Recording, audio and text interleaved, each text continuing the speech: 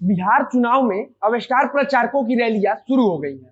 जैसे जैसे स्टार प्रचारकों की रैलियां हो रही हैं, वैसे वैसे बिहार में चुनावी सरगर्मी भी बढ़ती जा रही है। अब मंच से बड़े नेता खुलकर एक दूसरे के ऊपर जुबानी हमला भी करने लगे हैं। सारी पार्टियां एक दूसरे के ऊपर आरोप लगा रही हैं।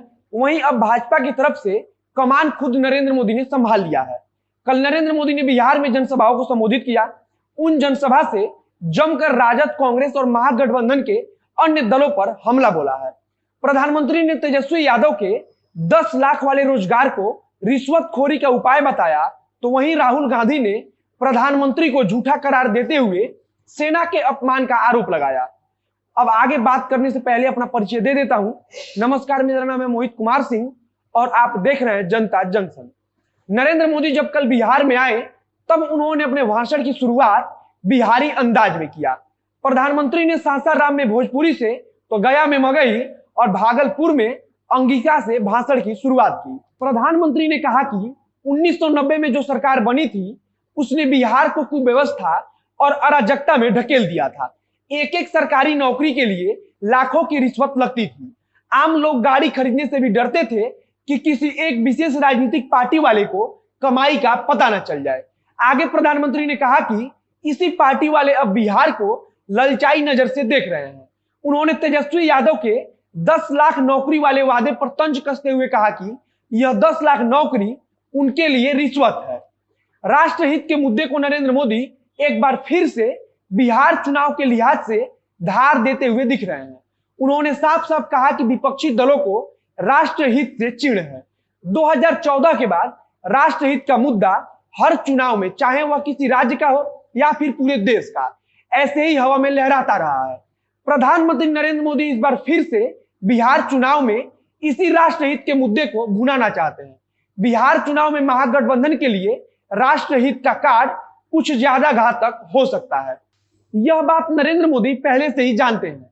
इस बार कन्हैया कुमार की पार्टी महागठबंधन के साथ मिलकर चुनाव लड़ रही है और कन्हैया कुमार की छवि खासकर हिंदी पट्टी के क्षेत्रों में अधिकतर युवाओं के बीच किसी विलन जैसी ही है। और भाजपा को यह बात पता है कि अगर राष्ट्रहित का कार्ड खेला जाएगा तो महागठबंधन बैकफुट पर चला जाएगा। वहीं राजद की तरफ से कन्हैया कुमार को लेकर डैमेज कंट्रोल की कोशिश भी शुरू हो गई है। खबर है कि राजद के उम्मीदवार कन्हैया कुमार से प्रचार करवाना नहीं चाहते हैं। वहीं जो उम्मीदवार प्रचार कराने के लिए तैयार है, वह इस शर्त पर कि कन्हैया कुमार किसी भी चुनावी जनसभा से मंच से अपना आजादी वाला गीत नहीं गाएंगे। इसके अलावा राजद कन्हैया कुमार को मुस्लिम बहुल इलाकों में प्रचार के लिए ज्यादातर इस्तेमाल कर सकता है।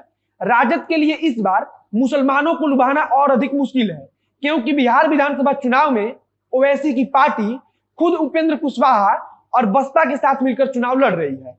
ऐसी स्थिति में राजद भी अब मुसलमान मतदाताओं को लेकर सचेत हो गई है। अब बात कर लेते हैं राहुल गांधी के भाषण की।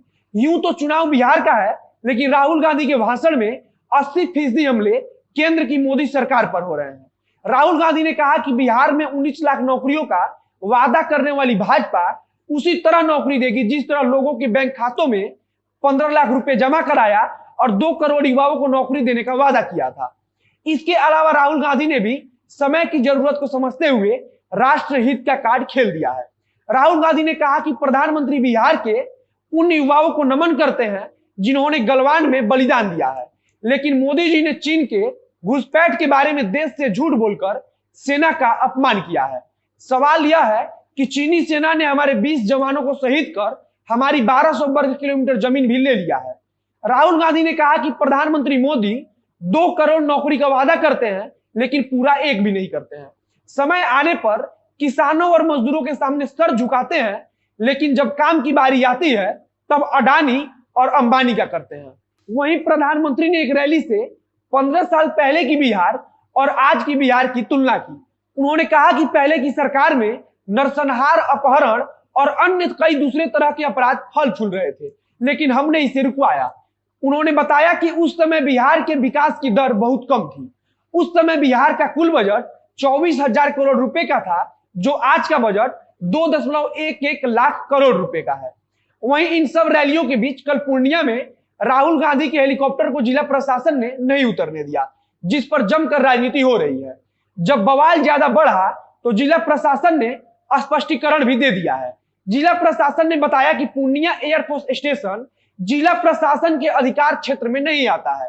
लैंडिंग के लिए अनुमति न तो प्रशासन से ली गई और न ही इसके लिए कोई आवेदन जमा कराया गया था।